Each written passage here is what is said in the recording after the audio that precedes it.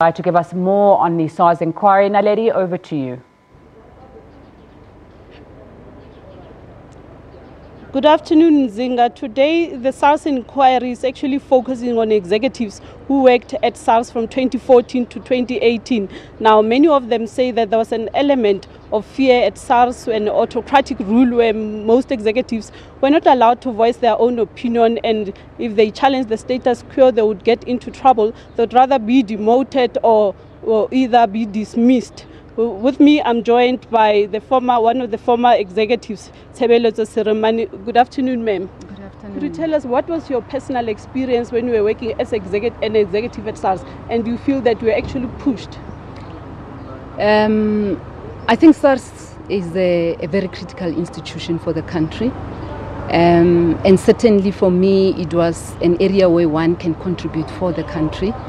And yes, I was pushed. I was dismissed under the pretense of operational requirements. But clearly, it was a way of getting me out of the way. And I think it's precisely because of the questions that I asked, and not necessarily want to agree to things that I don't think were right.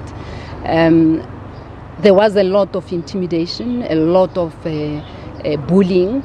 I was on many instances told that other employees actually have signed, and you should sign. And there was no way that I'm going to sign something that, when I look even at the organizational structure that has been approved by Minister Nene, who was the minister by then, does not reflect the very positions that they are actually talking about.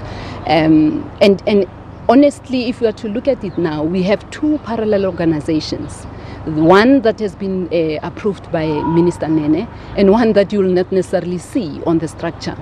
And there was no way that I was going to agree to that. When I was appointed as an executive, and clearly I knew what my role was and what I have to do.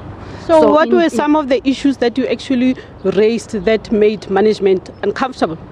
Look, I think one of the things that I raised was relating to non-compliance with the very principles that were put forward as the principles supposed to drive the operating model. And for me, I felt like I'm left with an egg on a face, being the executive of integrity, going to the regions and telling employees that we've got these principles that will govern the whole process. And when you go into implementation, it's actually something else. So I questioned that, because the issue was you will be affected if your job is materially affected. So it will be either downgraded or upgraded. There was an issue about eliminating duplication. There was an issue about improving efficiency, deepening employees' pride to actually work for the organization. And certainly the whole process did not in any way adhere to those. In actual fact, we made people to feel bad.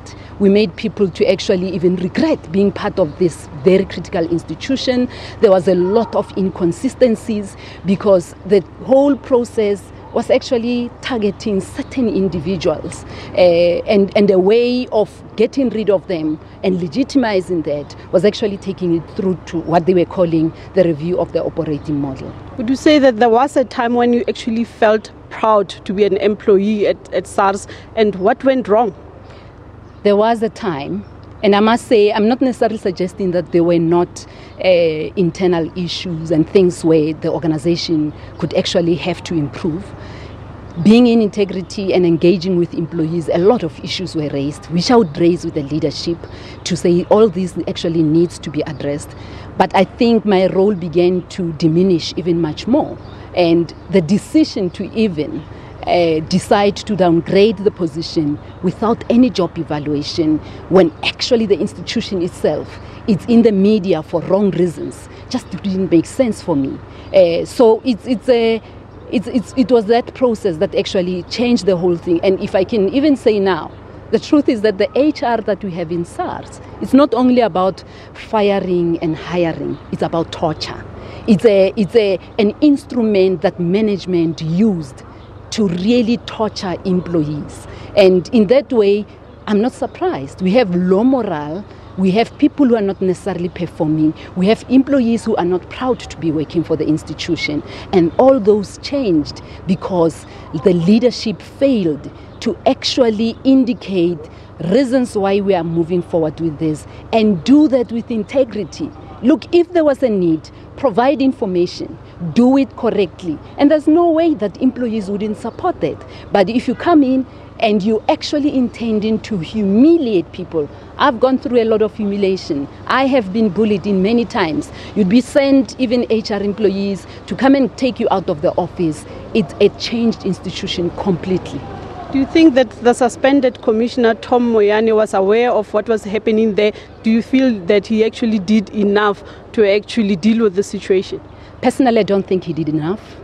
I wrote to him, not once, not twice, thrice, indicating the situation to him, writing to the chief of HR, indicating the situation to him, writing to the group executive of employee relations, indicating the situation to him, and none of them ever took any decision and acted in trying to resolve the matter. In actual fact, all of them were working together because the issue was there are certain individuals that you have to get out, especially if you question and you indicate the wrongdoing, you are on the wrong side. Well, there was Tebelot's ceremony just allaying to us and telling us about her personal experiences at SARS and, telling us how at a particular time SARS was actually the best company to work for. She was at certain time very proud to work there, but now everything has changed.